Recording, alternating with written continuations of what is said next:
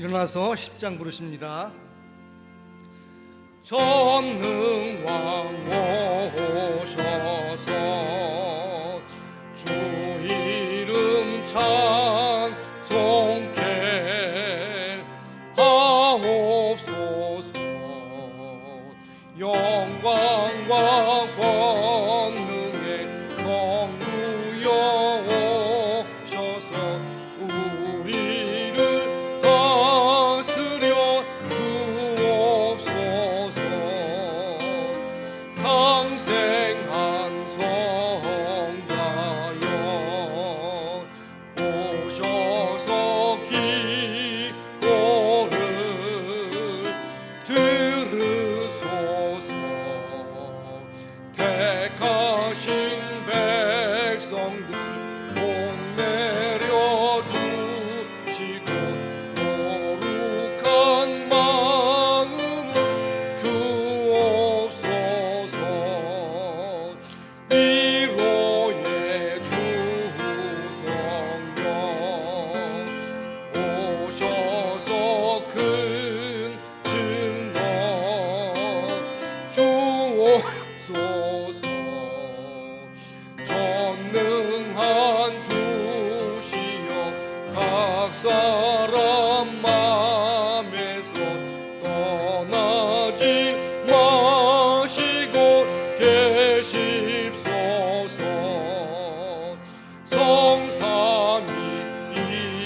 성삼위일체께 한없는 찬송을 드립니다. 존귀한 주님을 영광 중 배웠고 영원히 모시게 하옵소서.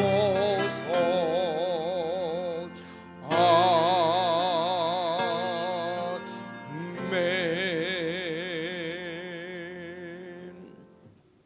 나는 전능하신 아버지 하나님 천재 창조주를 믿습니다. 나는 그의 유일하신 아들 우리 주 예수 그리스도를 믿습니다.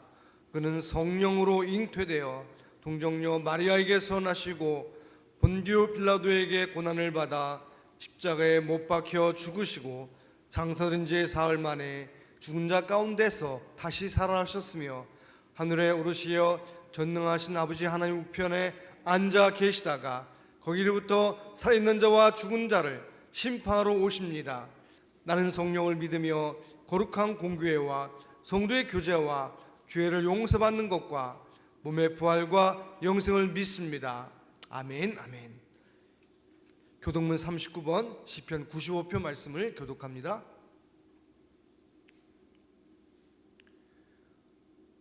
오라 우리가 여호와께 노래하며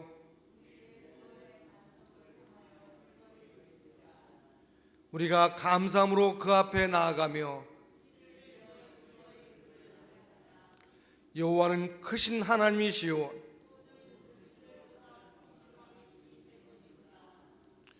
땅의 깊은 곳이 그의 손 안에 있으며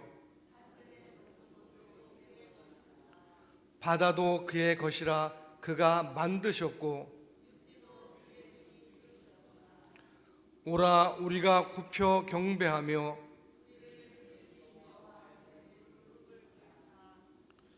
다 같이 읽습니다. 그는 우리의 하나님이시요 우리는 그가 기르시는 백성이며 그의 손이 돌보시는 양이기 때문이라. 아멘. 자리에 앉으시겠습니다.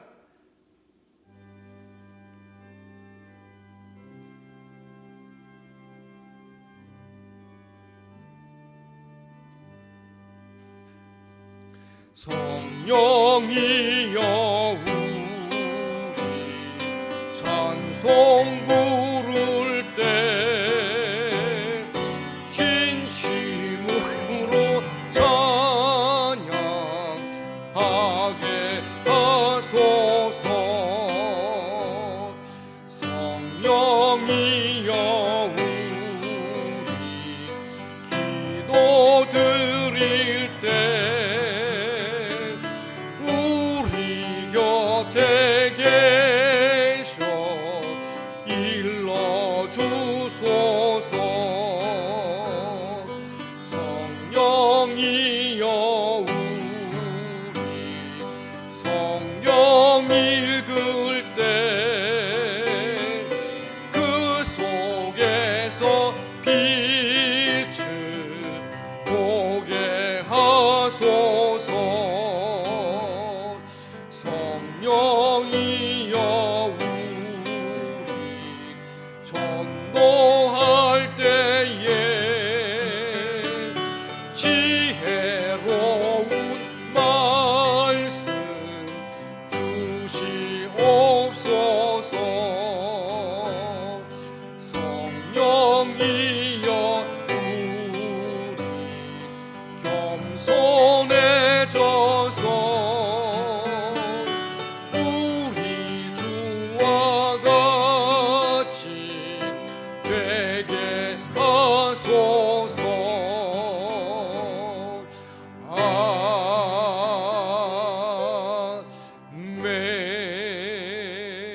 아멘. 은혜가 풍성하신 사랑의 하나님, 오늘도 우리와 동행하시어 예배드릴 수 있는 은혜를 주시니 감사합니다. 아멘. 코로나19로 힘든 상황 속에서도 각자의 자리에서 주님을 사모하는 마음으로 예배를 드립니다.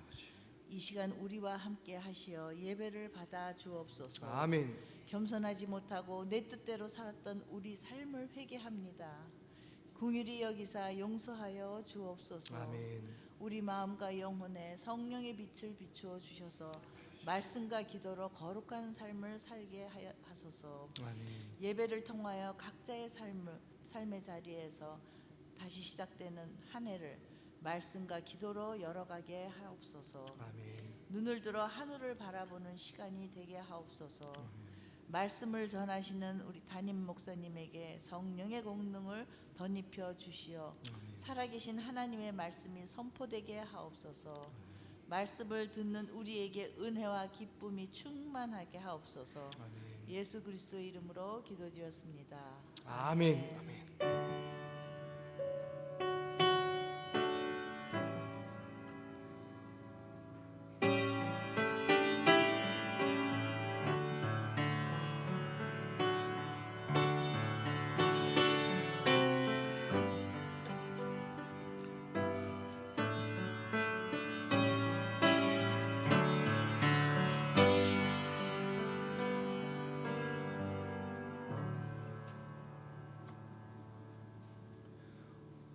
오늘 우리에게 주신 하나님 말씀은 구약성경 잠언 30장 7절로 9절 말씀입니다.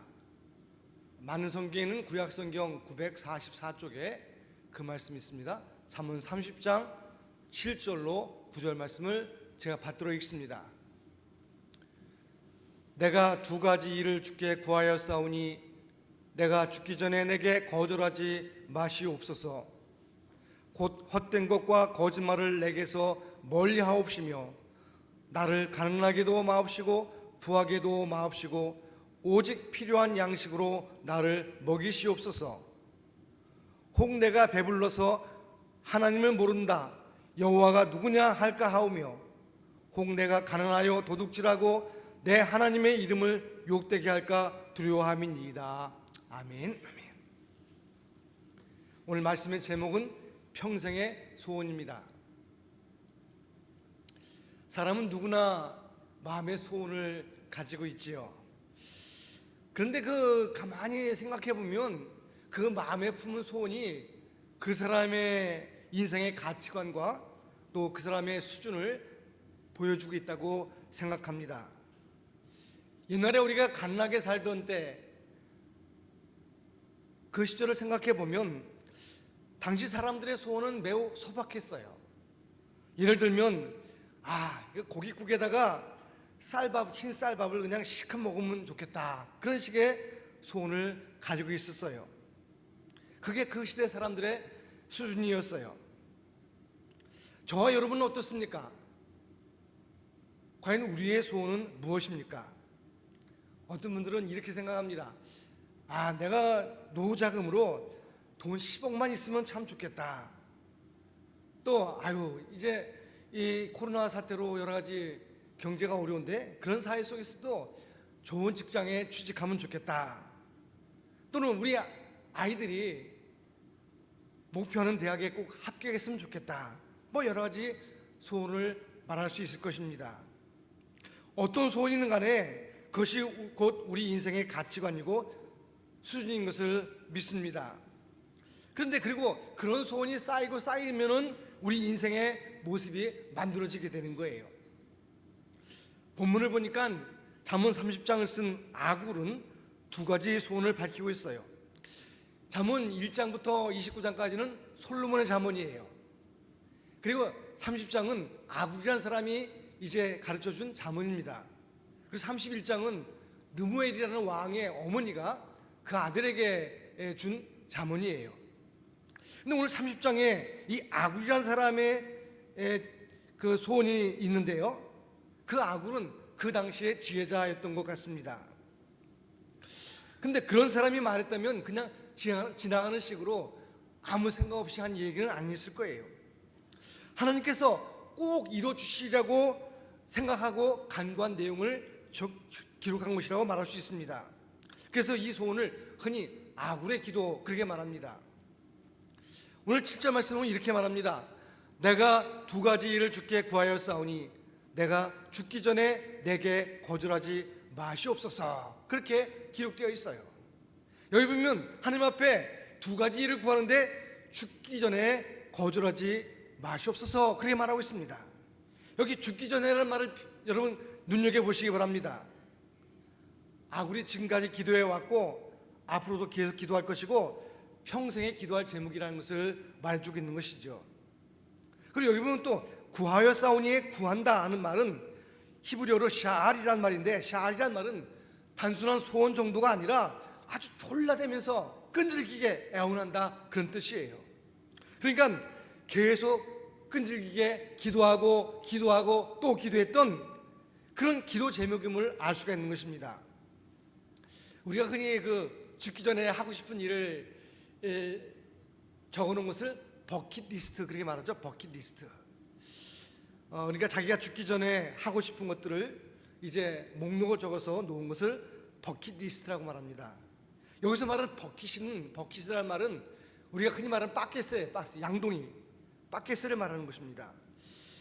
이 말이 어디서부터 유래됐냐면 그 원래 그 영어에도 보면요, kick the bucket이라는 말 있죠. kick the bucket, 양동이를 발로 차다 그런 뜻인데요. 그 말은 이제 중세 시대에 사람을 처형할 때 이 교수형에 처할 때 밑에다가 이제 양동이를 두고 그 위에 사람을 이제 올려놓고 목을 걸어요. 그리고 양동이를 발로 팡 차면은 이제 사람이 대롱대롱 매달리게 되는 거죠. 그래서 그것을 가리켜서 이제 kick the bucket, 양동이를 발로 차다 그런 뜻이에요. 죽는다 그런 뜻이에요. 그래서 이 버킷리스트란 말은 죽기 전에 하고 싶은 일들을 적어놓은 것을 말하는 것입니다. 여러분, 그 죽기 전에 이루고 싶은 소원이 무엇입니까? 어떻게 보면 참 생뚱맞고 막연해 보일지도 모르겠어요. 보통 사람 같으면 그저 지금 내가 살아있는 동안에 이런 것이 있으면 좋겠다 같은 구체적인 소원을 댈 텐데, 아굴의 소원은 가만히 보면 그 인격과 가치관에 관한 소원이에요. 다시 말하면 여기 본문에 있듯이 거짓이 없게 해달라, 또 정직한 인격을 갖게 해달라 그런 얘기죠. 또 가난하게도 마옵시고 부하게도 마옵소서, 내 생활에 필요한 만큼 적당한 것을 주시옵소서 그렇게 기도하고 있어요. 다시 말하면 주어진 분복에 자족하는 가치관을 마음에 담고 있는 것입니다. 그렇습니다. 아굴은 인간의 근본적인 그리고 내면적인 소원을 말하고 있어요. 그런데 이것은 여러분 막연해 보이고 또 대단치 않은 것 같이 보이지만 사실은 정말 이것을 이룰 수 있다면 후회가 없고 행복한 인생을 살 수 있는 것을 우리가 알 수 있습니다. 그러니까 성경에 기록한 것이죠. 여러분 생각해 보십시오. 오늘날 많은 사람들이 올바른 소원이 아니라 엉뚱하고 헛맥락한 것에 소원을 두고 살고 있어요. 그러다가 낭패를 보는 경우가 있지 않습니까? 이루어지지 않고 또 실사 이루어진다 할지라도 오히려 허망한 불행해지는 그런 소원을 사람들이 구할 때가 있다는 것입니다. 뭐 어떤 사람들은 대개 보면 세상적인 소원을 말하죠. 뭐 돈이 얼마 있으면 좋겠다라든가, 또 뭐 내가 이렇게 건강했으면 좋겠다든가, 뭐 이런 것들 다 얘기할 수 있어요. 근데 여러분, 우리가 단순히 물질적인 것만 구하거나 또는 영적인 것을 제외하고 그냥 육신적인 것만 구한다면 때로는 그것이 이루어진다 해도 만족하지 못할 때가 많다는 것입니다.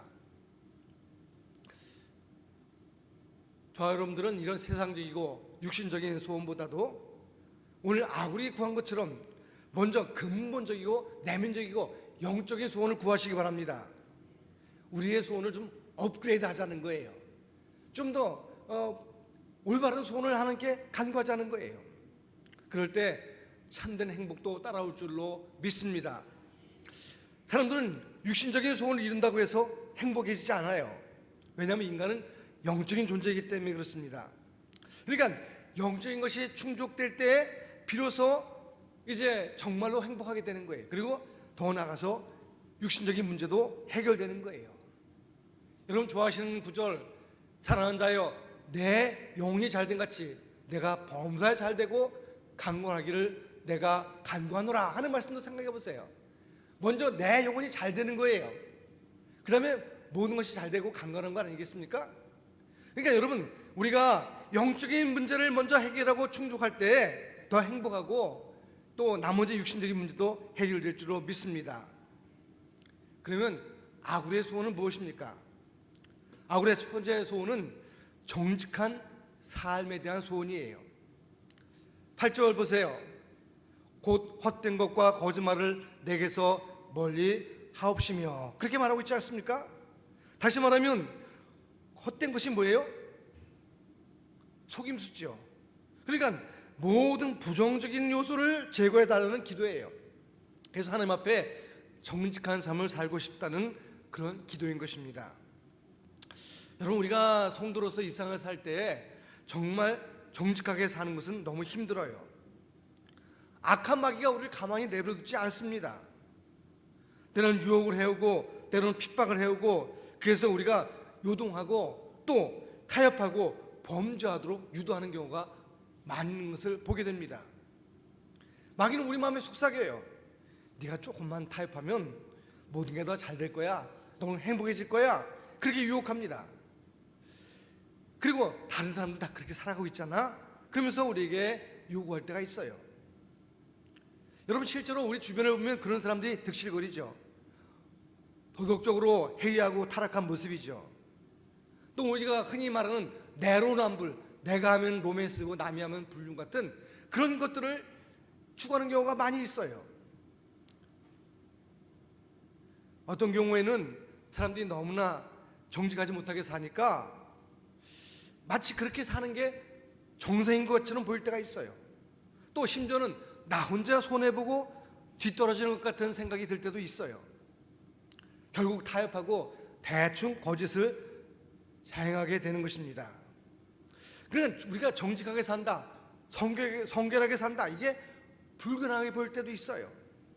그게 사실 우리 자신만의 노력만으로 되지 않습니다. 다시 말하면 하나님의 도우심이 필요한 거예요. 그렇기 때문에 우리가 하나님 앞에 정직한 삶을 간구해야 되는 것입니다. 그래서 아굴은 정직한 삶을 날마다 하나님 앞에 기도한 것입니다.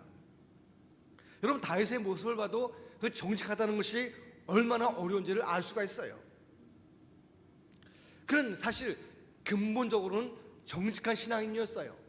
그렇지만 잠시 방심했을 때 큰 죄를 저지르고 말았어요. 여러분 잘 아시다시피 사무엘하 11장에 보면 그 부하들이 전쟁터 나가서 피 흘리며 싸우고 있는데 그는 이제 한가롭게 왕궁에서 빈둥거리다가 우리아의 아내 바세바를 범하게 되지요. 그 우리아는 누구입니까? 지금 다윗 왕을 대신해서 충성스러운 마음으로 전쟁터에 나가서 전쟁을 수행하고 있는 장군이에요. 근데 그의 아내를 데리고 범하고 말았어요. 그리고 나중에는 그 죄악을 은폐하려고 우리아를 살해하기까지 했어요. 그리고 시치미를 떼고서 살아가는 모습이 있었던 것을 볼 수가 있습니다. 참 기가 막히죠. 근데 나중에 뭐예요? 하나님이 나단 선지자를 통해서 그에게 책망하십니다. 그는 그것을 듣고 하나님 앞에 회개합니다. 그리고 그가 자신의 잘못된 것을 하나님 앞에 고백하면서 참의 시를 써요. 회개의 시를 씁니다. 그 중에 시편 51편 10절에 보면 이런 내용이 나와요. 하나님이여 내 속에 정한 마음을 창조하시고 내 안에 정직한 영을 새롭게 하소서. 그렇게 기도하고 있어요. 이게 무슨 얘기입니까? 인간은 죄인이기 때문에 하나님이 붙잡아 주지 않으면 정직한 삶 자체가 불가능하다는 거예요. 그렇기 때문에 하나님 내 영혼을 정직한 영으로 만들어 주옵소서. 내가 정직하게 살 수 있도록 인도해 주옵소서. 그렇게 간구하고 있는 것입니다. 오늘 우리도 마찬가지예요. 모든 인간은 죄성을 가지고 있기 때문에 넘어지기 쉬워요. 세상과 적당히 타협하고 거짓을 행하기 일쑤입니다. 그러므로 하나님 앞에서 항상 나 자신을 바라보면서 십자가의 보혈을 의지해야 될 줄로 믿습니다. 나를 대속하기 위해서, 나의 죄를 용서하시기 위해서 십자가에서 흘리신 예수님의 피를 믿음으로 의지하고 깨끗함을 받으시기 바랍니다. 요한일서 1장 7절과 9절에 보세요. 그 아들 예수의 피가 우리를 모든 죄에서 깨끗하게 하실 것이요 만일 우리가 우리 죄를 자백하면 그는 미쁘시고 의로사 우리 죄를 사하시며 우리를 모든 불의에서 깨끗하게 하신다. 그렇게 말씀하고 있지 않습니까? 이와 같이 깨끗한 양심을 지킬 수 있을 때 무엇보다 영적인 자유가 넘칠 줄로 믿습니다. 하나님 앞에서나 사람 앞에서나 아무런 거리낌이 없게 되는 거예요. 그러니까 항상 당당한 것이죠. 그 당당함이 있을 때 평생 명예롭게 살 수 있는 거예요. 그렇지 않으면 인생에 지옥을 당하고 영적인 고통을 당하게 되는 것입니다. 성경의 인물을 보면요, 그 중에 정직한 삶을 살았던 사람, 그 사람이 바로 사무엘이에요. 사무엘상 12장 1절로 5절에 보면 그가 이제 오랜 세월 일하다가 퇴임하는 장면이 나와요. 3절에 그렇게 얘기합니다. 내가 여기 있나니 여호와 앞과 그의 기름 부음 받은 자 앞에서 내게 대하여 증언하라. 내가 누구의 소를 빼앗았느냐? 누구의 나귀를 빼앗았느냐? 누구를 속였느냐? 누구를 압제하였느냐? 내 눈을 흐리게 하는 뇌물을 누구의 손에 받았느냐? 그렇게 말하고 있어요. 무슨 얘기입니까? 내가 죄임 중에 부정한 것이 조금이라도 있으면 너희들이 지금 얘기하라는 거예요. 밝히라는 거예요. 그때 백성들이 4절에 뭐라고 얘기합니까? 당신이 우리를 속이지 아니하였고 압제하지 아니하였고 누구의 손에서든지 아무것도 빼앗은 것이 없습니다. 그렇게 고백하고 있어요. 그러니까 백성들도 이구동성으로 사무엘의 정직한 삶을 인정한 거예요. 여러분, 이것이 얼마나 우리 인생의 큰 축복입니까? 여러분께서 적당히 타협하다가 이런저런 부정직과 거짓을 행하면 두고두고 영적인 부담이 되는 거예요.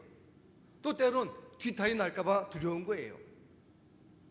우리가 하나님을 믿는 성도로서 정직한 삶을 추구하고 연약하기에 십자가를 붙들고 기도하면 그런 염려가 전혀 없게 될 줄로 믿습니다. 얼마나 영적으로 자유롭고 평안하겠습니까? 그럼 또 그런 가운데 혹시 내가 불이익을 당한다 할지라도 또 시련을 당한다 할지라도 하나님이 책임져 주실 줄 믿습니다. 성경 인물 가운데 요셉을 보세요. 그가 애굽의 노예로 팔려갔어요. 17살에 그야말로 청소년 시절에 노예로 팔려갔어요. 그가 바로의 왕 시위대장 보디발의 집에서 일을 하고 있는데 그 부인이 유혹하는 거예요. 사실 적당히 타협하면 어쩌면 수지 맞을 기회가 될지도 모르겠어요. 그런데 그는 어떻게 했어요? 내가 하나님 앞에서 어떻게 범죄할 수 있습니까? 하고 그것을 뿌리쳤어요. 그는 나중에 그 여인의 모함으로 감옥에 갔지만, 그래서 정말 고통스러웠지만 오히려 감옥에서 만난 애굽의 관리를 통해서 바로 왕을 만나게 되고 나중에 일약 애굽의 총리가 된 것을 기억하지 않습니까? 결국 여러분, 하나님께서 보고 계시니까 승리하게 되는 줄 믿습니다. 하나님은 분명히 말씀하고 있어요. 정직한 삶을 살면 하나님이 반드시 보고 주신다는 거예요. 시편 84편 11절에 보세요. 여호와 하나님은 해요 방패시라. 여호와께서 은혜와 영화를 주시며 정직하게 행하는 자에게 좋은 것을 아끼지 아니하실 것입니다. 그래 말하고 있지 않습니까? 또 시편 112편 1절 2절에 보세요. 할렐루야, 여호와를 경외하며 그의 계명을 크게 즐거워하는 자가 복이 있도다. 그의 후손이 땅에서 강성하며 정직한 자들의 후손이 복이 있으리로다. 그래 말하고 있지 않습니까? 영어 속단에서 보면요, honesty is the best policy라는 말이 있어요. honesty라는 말은 이 정직이란 말이죠. 정직이 최선의 방책이다, 또는 정직이 최선의 정책이다, 그런 말이 있어요. 우리가 어떤 일을 행할 때 정직하지 못하면 결국 문제가 꼬이게 되는 거예요. 일이 꼬이게 되는 거예요. 그러니까 어떤 어려움을 만날지라도, 내가 불이익을 당할지 할지라도 정직한 것이 최고의 방책이에요. 최고의 정책이에요. 정부도 마찬가지예요. 국민을 속이고 또 이제 많은 사람을 속이는 그런 정책은 잘못된 거예요.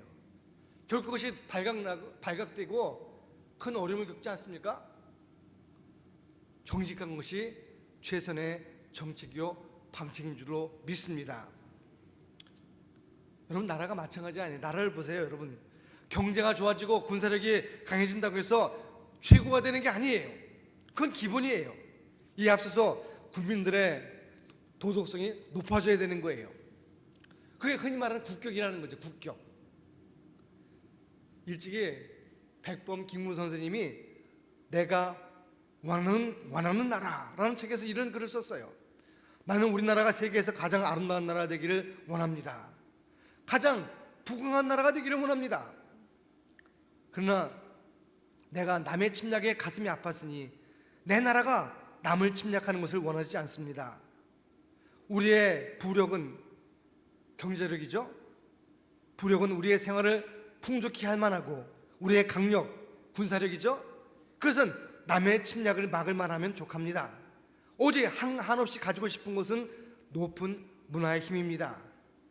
문화의 힘은 우리 자신을 행복하게 해줄 뿐만 아니라 더 나아가서 남에게 행복을 주기 때문입니다. 그래 말했어요. 도산 안총원 선생님도 이런 말했어요. 거짓은 나의 불구대천 원수다. 그래서 그는 정직한 나라를 꿈꿨어요. 한마디로 말하면 정직 코리아, 뭐 그렇게 말할 수 있겠죠. 여러분, 정말로 이제 우리나라도 뭐 지금 올해도 선거가 있다고 하는데 정직한 지도자가 나서서 국민에게 정직의 본을 보여주시면서 정직한 나라를 이루어가는 모습을 보여주게 되시길 주여 축원합니다. 그러면 마지막 때 하나님이 이 나라를 반드시 이 나라에 복을 주시고 세계 선교의 선한 도구로 사용할 줄로 믿습니다. 아무쪼록 우리 모두가 아굴처럼 평생 정직한 삶을 위해서 기도하고 힘쓰므로 하나님이 기뻐하시고 하나님이 역사하시는 복된 인생을 사시길 주여 여러분 축원합니다. 두 번째 아굴의 두 번째 소원은 무엇입니까? 자족하는 삶이에요. 8절 하반절로 9절에 보면 나를 가난하게도 마옵시고 부하게도 마옵시고 오직 필요한 양식으로 나를 먹이시옵소서.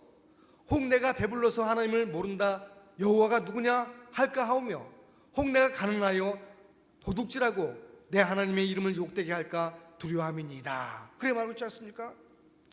여러분, 여기서 보면 보면 물질의 분량을 얘기하는 것 같지만 사실은 건전한 가치관을 얘기하는 가치관. 부하면 부한 대로, 가난하면 가난한 대로 늘 생활 중심에 하나님을 모시고 감사하는 삶을 살기 원하는 거예요. 이런 삶이 쉬워 보입니까? 사실은 굉장히 힘들어요. 보통은 어떻습니까? 무조건 많이 달라고 기도하기가 쉽지요. 그죠? 그러니까 많으면 많을수록 좋다고 많이 달라고 얘기합니다. 그러나 아굴은 소유 자체보다 그것을 잘 컨트롤할 수 있는 영적인 능력을 구한 거예요. 사람이 연약한 죄인이기 때문에 환경의 변화에 따라서 마음이 변하기 십상이에요. 부해지면 자기도 모르게 교만해집니다. 마치 하나님 없이도 살 것 같이 착각할 때가 있어요. 그러나 여러분, 사실은 내가 쓰고 있는 모든 것들이 하나님께로부터 왔는데 마치 하나님 없이도 살 수 있는 것처럼 생각할 때가 있다는 거예요. 일찍이 모세는요 가나안 땅에 들어가는 이스라엘 백성에게 경고했어요. 신명기 8장 12절 14절에 보세요. 내가 먹어서 배부르고 아름다운 집을 짓고 거주하게 되며 또 내 소와 양이 번성하며 내 은금이 증식되며 내 소유가 다 풍부하게 될 때에 내 마음이 교만하여 내 하나님 여호와를 잊어버릴까 염려하노라. 그렇게 말하고 있지 않습니까? 광야에서 도와주셨던 하나님을 잊지 말라는 것입니다. 그런데 이스라엘 역사를 보면 안타깝게도 가나안 땅에 들어간 후에 이 경고의 말씀을 잊어버리고 교만해졌어요. 때로는 하나님을 배반했어요. 그럴 때 그들이 가졌던 부는 오히려 저주가 되고 말았어요. 생각해 보세요. 어렵고 힘들 때 하나님께 울고불며 기도하고 매달리다가 이제 부해지고 평안해지니까 하나님의 은혜를 멀리한 채 하나님을 멀리하는 사람이 얼마나 많습니까? 은혜를 잊어버린 사람이 얼마나 많습니까? 여러분, 환경이나 조건으로 만족을 구하는 사람은 신앙생활을 제대로 할 수가 없어요. 그리고 참된 만족을 얻을 수가 없어요. 인간은 영을 가진 영적인 존재이기 때문에 그런 것이에요. 전도서 5장 10절에 보면 이런 말도 있어요. 은을 사랑한 자는 은으로 만족하지 못하고 풍요를 사랑한 자는 소득으로 만족하지 아니하나니 이것도 헛되도다. 여러분, 하나님을 가까이 하면서 신앙으로 마음의 욕심을 조절하시기 바랍니다. 아무리 소유가 많아져도 욕심이 더 크면요 만족하지 못해요. 아무리 많이 가져도 욕심이 더 크면요 만족하지 못해요. 참 불행한 인생을 살 수밖에 없어요. 소유가 적어도 욕심을 조절하면 만족스럽고 행복해질 줄로 믿습니다. 성경에서 보면요 탐욕을 추구하다가 망한 사람이 있어요. 그 중에 대표적인 예가 아합 왕이에요. 이스라엘의 아합 왕. 열왕기상 21장 이하에 보면요 아합 왕이 왕궁 곁에 보니까 포도원이 참 멋있는 포도원이 있어요. 그 포도원의 주인이 누군가 알아봤더니 나봇이라는 사람이에요. 나봇이라는 사람이에요. 나봇을 불러서 얘기합니다. 야, 저 포도원을 나한테 넘겨라. 내가 그 대신에 뭐 다른 걸 좀 더 보상해 줄 테니까 그 포도원을 내게 달라. 이렇게 얘기합니다. 욕심이 생긴 거죠. 근데 나봇이 이렇게 얘기합니다. 안 됩니다, 임금님. 이거는 우리 조상 대대로 내려온 유업이기 때문에 성경에 보면 조상의 경계표를 옮기지 말라고 했는데 내가 이걸 함부로 팔 수가 없습니다. 그 얘기하는 거예요. 근데 아합은 그게 너무 갖고 싶은 거예요. 그래서 병이 났어요. 그런데 그의 부인 이세벨이 이렇게 얘기합니다. 당신이 왕이 아닙니까? 그까지 나봇이 뭐라고 그 전쟁 갑니까? 그러면서 내가 한 가지 꾀를 낼 테니까 그대로 하십시오. 어떤 꾀를 냈습니까? 나봇을 고발했어요. 나봇이 하나님과 왕을 저주했다. 그렇게 소문을 퍼뜨렸어요. 그래가지고 잊지도 않은 죄를 만들어가지고 나봇을 정죄하고 그를 죽였어요. 그리고 그 포도원을 빼앗았어요. 그래서 나중에 하나님이 엘리야 선지자를 통해서 뭐라고 말씀하십니까? 아합 왕에게 당신이 피 흘리게 한 그 나봇의 피가 바로 하나님께 호소하고 있고 그리고 그 피로 말미암아서 당신도 이보다 더 끔찍하게 죽게 될 것이다. 그렇게 얘기합니다. 나중에 아합 왕은요 아람과의 전쟁에 나갔다가 화살을 맞았어요. 그런데 이 피가 막 출혈이 심한데 전쟁이 너무 엄중하기 때문에 그걸 뚫고 나갈 수가 없는 거예요. 그래서 피 흘리다가 죽었어요. 그래서 나중에 이제 그의 아들 아하시아가 왕이 됐는데 그 아하시아도 무슨 일이 타락해서 떨어져 가지고 크게 부상해서 죽었어요. 그리고 그 왕조가 끝났어요. 그러니까 마음의 욕심이 들어가니까 스스로 불행해지기 시작한 거예요. 삶의 의욕도 상실하게 된 거예요. 그리고 나봇의 포도원을 억지로 빼앗았는데 다 차지했는데 그러나 이것 때문에 오히려 하나님 앞에 저주받고 그의 왕가가 쇠락의 길로 접어들게 된 줄로 믿습니다. 여러분 멀쩡한 사람들도요 욕심이 들어가면 불행해지는 거예요. 그래서 야고보서 1장 14절 15절에 보세요. 오직 각 사람이 시험을 받는 것은 자기의 욕심에 끌려 미혹됨이니 욕심이 잉태한즉 죄를 낳고 죄가 장성한즉 사망을 낳느니라. 여기서 말하는 시험이라는 게 뭐예요? 유혹이에요, 유혹. 자기의 욕심에 끌려 미혹되기 때문에 시험을 당하게 된다는 거예요. 그리고 그 욕심이 나가면 뭐예요? 죄를 짓게 만들고 그 죄가 점점점 지나가면 결국 사망에 이르게 된다는 것을 말씀하고 있는 거예요. 그래서 성경은 누누이 말하고 있어요. 필요한 만큼 구하라는 거예요. 이스라엘 백성들이 광야 생활 중에 하나님이 날마다 만나를 내리지 않았습니까? 그런데 그때도 보면요, 그 만나를 어떤 사람 욕심을 내가지고 막 잔뜩 걷어가지고 오늘만 아니라 내일도 먹고 모레도 먹고 좀 미리 좀 걷어두자. 그러다가 보면 밤이 되면 썩어요. 벌레가 나요. 냄새가 나요. 그러니까 많이 거둔 자나 적게 거둔 자나 필요한 만큼 거둔 자나 다 나중에 보면 결과가 똑같아요. 출애굽기 16장 18절에 보면요, 오멜로 되어본 즉 많이 거둔 자도 남음이 없고 적게 거둔 자도 부족함이 없이 각 사람은 먹을 만큼만 거뒀더라. 그렇게 말하고 있어요. 신기한 일이죠. 근데 여러분, 사실 사람 사는 게 그 비슷해요. 욕심을 부려봤자 다 거기서 거기에요. 그러니까 아웅다웅하며 살지만 결국 밥 세 끼 먹고 옷 한 벌 입는 것, 그거 다 마찬가지예요. 나중을 생각해서 많이 쟁여놓고 많이 가지고 있지만 그거 쓰고 누리지도 못하고 세상을 떠나는 경우도 많이 있어요. 예수님이 주기도문 가운데 무엇을 말씀하셨어요? 마태복음 6장 11절에 오늘 우리에게 일용할 양식을 주시옵고, 하나님 앞에 구하라는 거예요. 일용할 양식을 구하라는 거예요. 욕심 부리지 말고 적당한 소원을 가지라는 거예요. 그게 바로 자족의 비결이에요. 디모데전서 6장 6절 8절에 보니까 이렇게 말합니다. 자족하는 마음이 있으면 경건은 큰 이익이 되느니라. 우리가 자족하는 마음을 가지면요, 경건한 삶을 살 수 있다는 거예요. 그럼 뭐라고 얘기합니까? 우리가 세상에 아무것도 가지고 온 것이 없음에 또한 아무것도 가지고 가지 못하리니 우리가 먹을 것과 입을 것이 있은즉 족한 줄로 알 것이니라. 그렇게 말하고 있지 않습니까? 여러분, 우리가 때로는 인생을 살다가 가난한 일에 처할 수 있어요. 시련을 만날 수도 있어요. 그럴 때도 하나님을 잊어버리지 마시기 바랍니다. 그럴 때일수록 하나님이 주시는 은혜를 기억하면서 영적으로 잘 견디시기 바랍니다. 인내하시기 바랍니다. 하나님께서 반전의 축복을 주실 줄 믿습니다. 욥을 보세요. 욥이요, 극심한 시련 가운데 하나님을 부인하지 않고 범죄하지 않았어요. 욥기 1장 21절 22절에 보세요. 내가 모태에서 알몸으로 나왔은즉 또한 알몸이 그리로 돌아가올지라.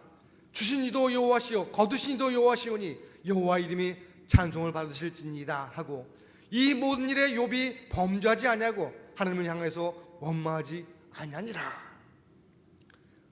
고통을 당할 때 사람들은 이제 내게 있던 것이 없어지면 큰 어려움을 겪으면서 너무 서운해요. 근데 욥은 그때 뭘 생각했냐면, 야, 내가 뺏기고 나니까 생각해보니까 지금까지 내가 먹고 입고 쓰는 모든 것들이 다 하나님께서 주신 것이다. 하나님이 나에게 주셨구나. 근데 하나님이 나에게 주셨다가 도로 가져가셨으니 내가 어찌 하나님을 원망하겠느냐, 그렇게 말하는 거예요. 그러니까 끝까지 하나님에 대한 신앙을 지켰던 욥을 하나님이 마침내 회복시키시고 갑자기 복을 준 줄로 믿습니다. 하박국도 마찬가지예요. 하박국 3장 17절 18절에 보세요. 무화과 나무가 무성치 못하며 포도나무에 열매가 없으며 감람나무에 수출이 없으며 밭에 먹을 것이 없으며 우리의 양이 없으며 외양간에 소가 없을지라도. 없어요. 그런데 그럴지라도 나는 여호와로 말미암아 즐거워하며 나의 구원의 하나님으로 말미암아 기뻐하리로다. 이렇게 말하고 있지 않습니까?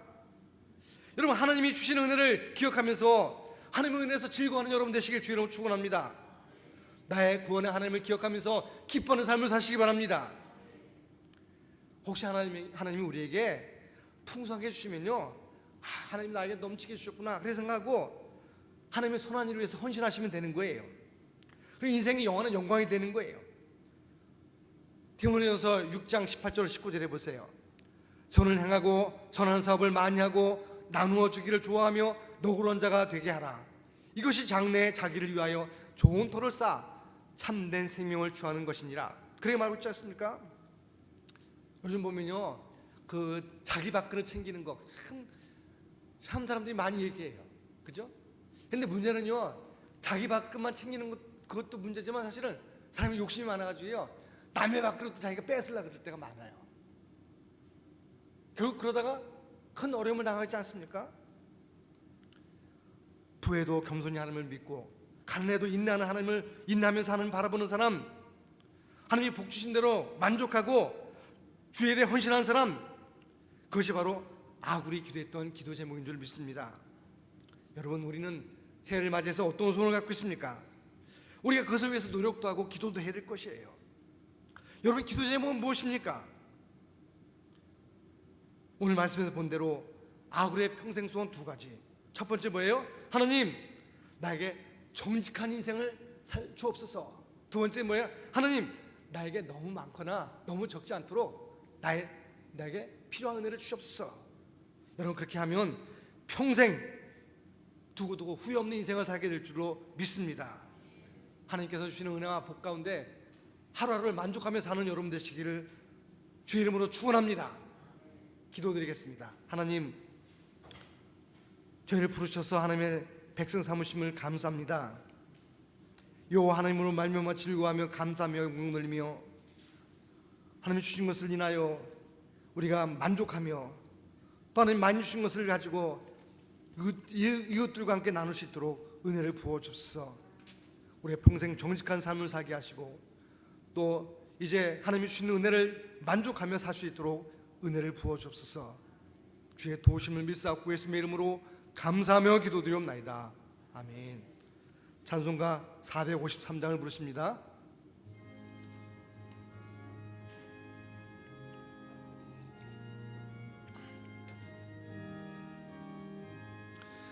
예수도 알기 원하네. 크고도 넓은 은혜와 대속해 주신 사랑을 간절히 알기 원하네.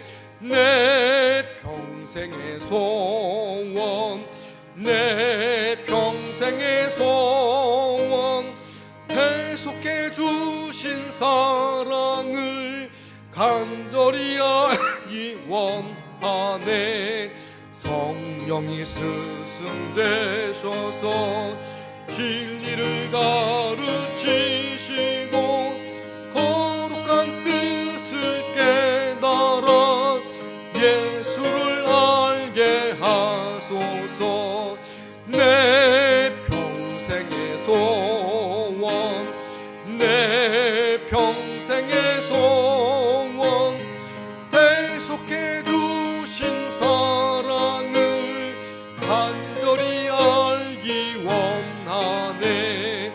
성령의 감화 받아서 하나님 말씀 배우니 그 말씀 한 절 한 절이 내 맘에 교훈되도다. 내 평생의 소원, 내 평생의 소원, 대속해 주신 사랑을 간절히 알기 원하네. 예수가 계신 보좌는 영광에 둘려 있도다.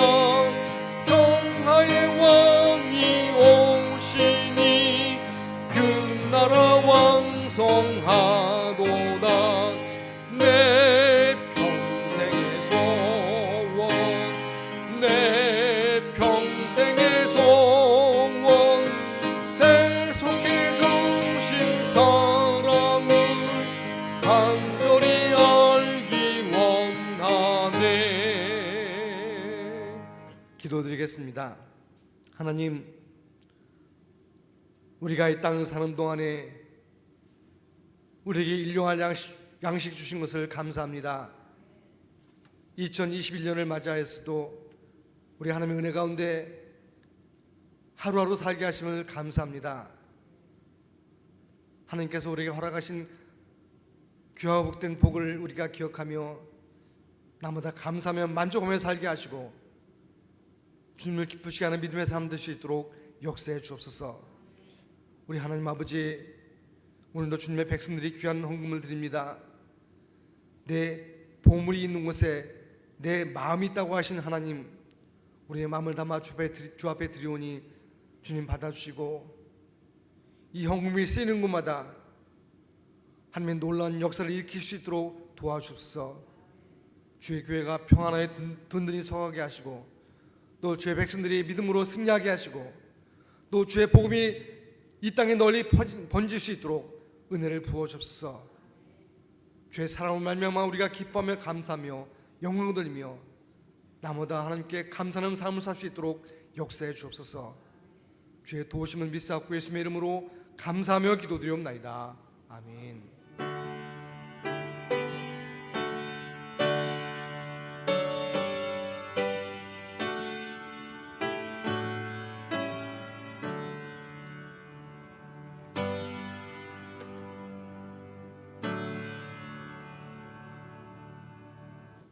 할렐루야.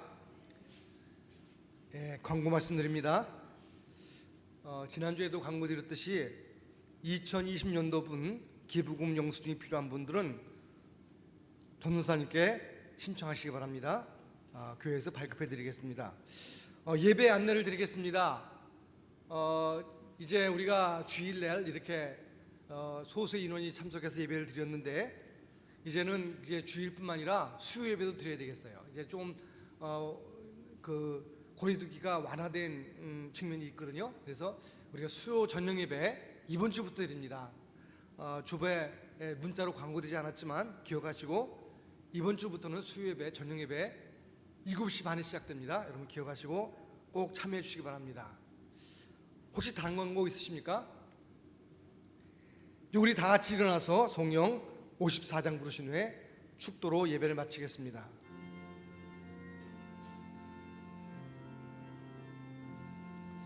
주여 복을 구하오니 평히 가게 하시고 사람마다 준혜로 이기도록 하시고 광야 같은 세상에서 항상 인도하소서.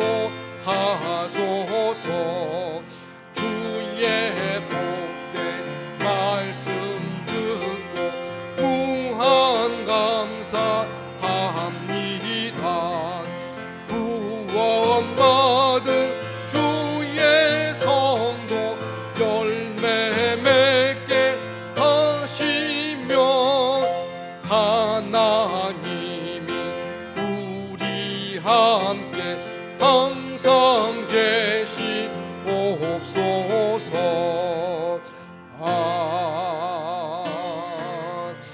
아멘.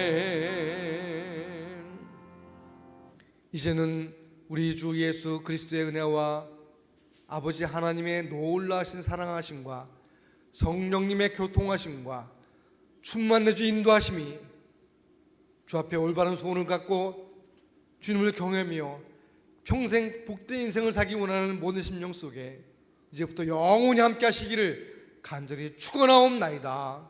아멘.